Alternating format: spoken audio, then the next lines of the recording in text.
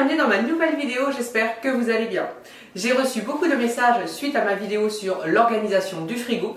Quelle était mon organisation pour le congélateur?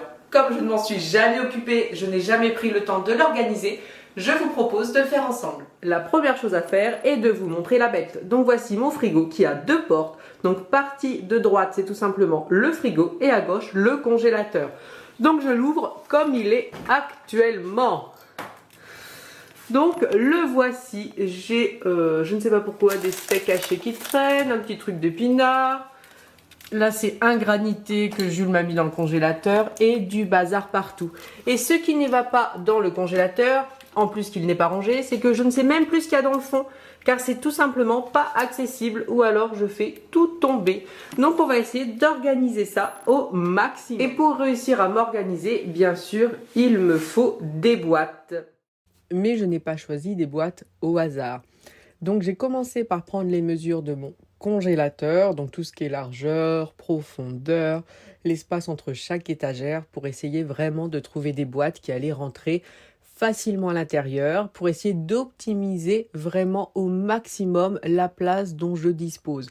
Mais il fallait également penser à laisser un peu de place pour pouvoir y glisser les mains et pouvoir enlever les boîtes facilement. Parce que quand c'est pas pratique, faut absolument que ce soit fonctionnel, sinon après, on arrête, on ne range plus correctement.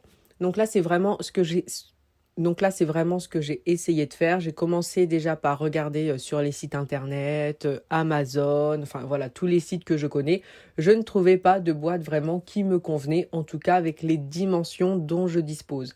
Après, j'ai fait le tour de tout ce qui est Action, Jiffy, enfin vraiment ça n'allait pas. À Action, il y en avait niveau dimension qui pouvait correspondre, mais ça n'allait pas dans le congélateur parce que du coup il me fallait des boîtes vraiment pour mettre au congélateur.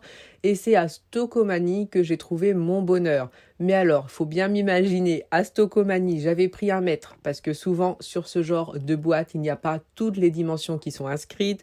Donc j'avais pris 1 mètre, comme ça je prenais le temps de mesurer dans le magasin. Mais j'ai finalement trouvé mon bonheur, donc j'en suis très contente. J'ai enfin terminé de laver toutes les boîtes.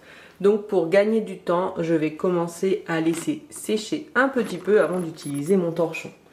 Concernant leur prix, donc j'ai gardé l'étiquette d'une des grosses boîtes et donc la grosse boîte coûte exactement 4,99 €. Ce qui est selon moi vraiment pas cher, contrairement à ce que j'avais vu dans d'autres magasins.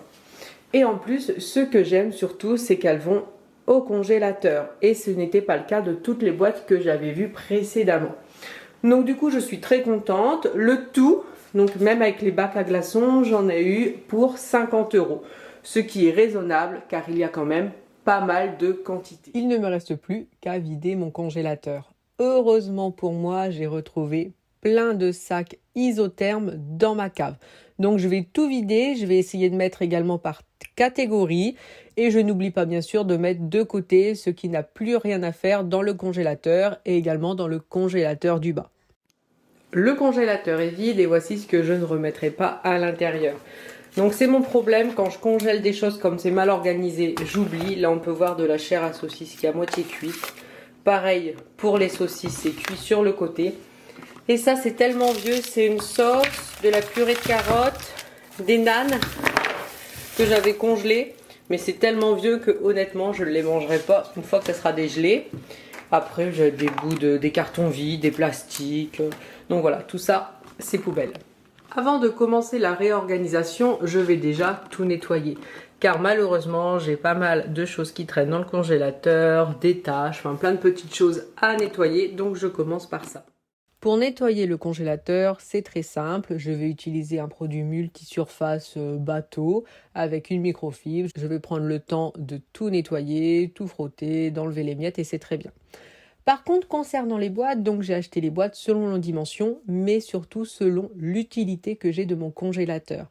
Car j'ai envie forcément de réorganiser mon congélateur, mais pas de changer ma façon de faire. J'ai pas envie d'acheter plus de choses à congeler, parce que personnellement, la viande congelée, je trouve que c'est moins bon. Enfin, je trouve que tout est moins bon.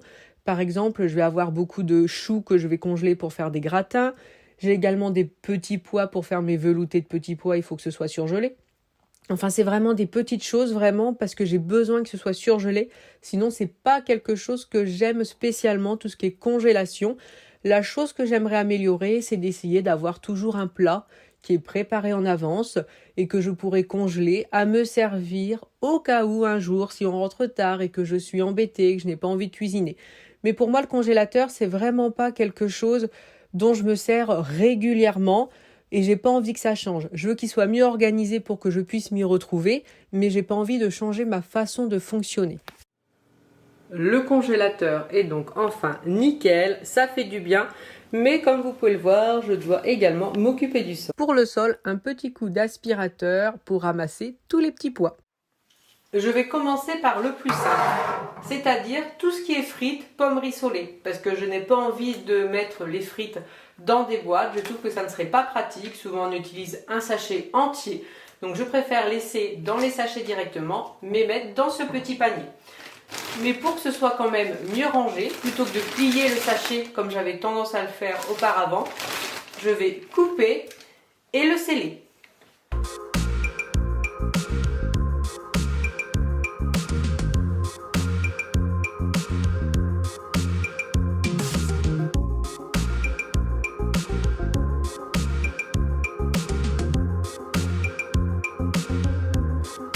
Ensuite, je vais m'occuper de tout ce qui est viande. Alors, je n'aime pas spécialement la viande congelée, mais j'en ai quand même. J'ai par exemple du poisson pané, ça sert toujours les soirs où on est pressé.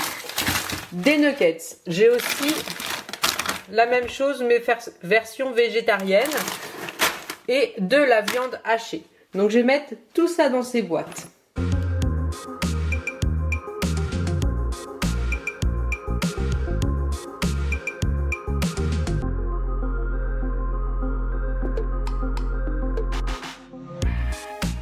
Pour certains contenants, je vais rajouter une feuille de papier cuisson pour séparer, pour être sûr que ça ne colle pas. Là, par exemple, pour le poisson pané, en moyenne, on en fait 8-9 quand on fait un repas avec du riz, par exemple. Donc, j'ai pas besoin que tout soit collé ensemble parce que je sais que je ne prendrai pas tout d'un coup.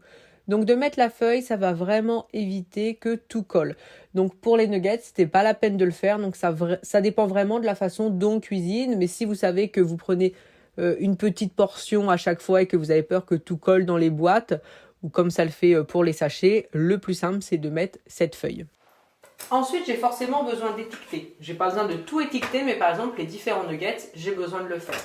Donc, j'aime pas vraiment les étiquettes qu'on fait qui sont super jolies, tout ça, parce que c'est surtout pour moi, pour les gens qui mettent toujours les choses à la même place, mais moi c'est pas dit que ça sera toujours des nuggets veggie ou pas veggie dans cette boîte-là. Donc du coup, j'utilise tout simplement, c'est comme du scotch, mais pour normalement étiqueter les fils électriques. Donc je préfère utiliser ça. Et en plus, c'est facile à écrire dessus. Hop. Ce que ça donne pour le moment. Donc voici pour les légumes ce que j'utilise vraiment régulièrement. Donc le chou, les épinards, les petits pois. J'ai pris les caisses qui allaient avec. Mais là, dans mon sac de congélation, j'ai encore un sachet de haricots verts surgelés. Donc là, forcément, je n'ai plus la place de le mettre. J'ai un congélateur en bas, donc je vais le mettre dedans. Mais il faut être honnête, je n'aime pas les haricots surgelés. Je ne sais pas pourquoi je les ai achetés. Donc je me forcerai à les faire une fois. Mais à moi aussi de vraiment ne pas acheter des choses que je sais pertinemment que je ne vais pas utiliser.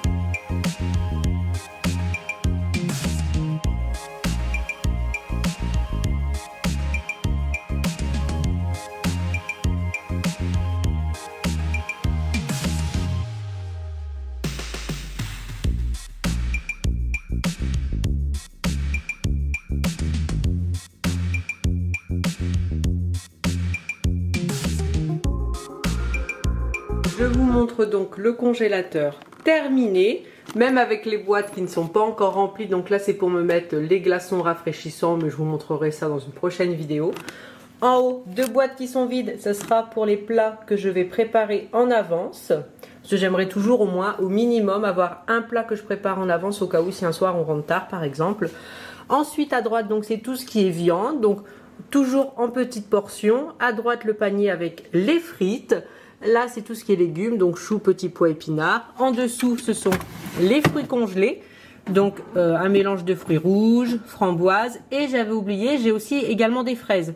Donc quand je repasserai à Stocomanie, je rachèterai une boîte et ça sera très bien.